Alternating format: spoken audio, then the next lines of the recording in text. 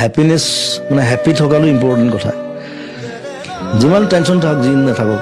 হ্যাপিনেছটো create কৰিব পাৰিব লাগিব ভিতৰত আৰু জীৱনত হ্যাপি থকাটোহে আটাইতকৈ ডাঙৰ কথা নিজে যদি হ্যাপি থাকিব পাৰে সি বেলেগক হ্যাপিনেছ দিব পাৰে আই থিংক আই এম হ্যাপি কিছুমান বস্তুটো চব বস্তু নাথাকিব পাৰে মোৰ ওচৰত একো নাই কিন্তু মই যে মানুহক যে হ্যাপি কৰিব পাৰিছোঁ মই ইমান মানুহক হেল্প কৰিব পাৰিছোঁ মানুহৰ লগত থাকিব পাৰিছোঁ শিকিব পাৰিছোঁ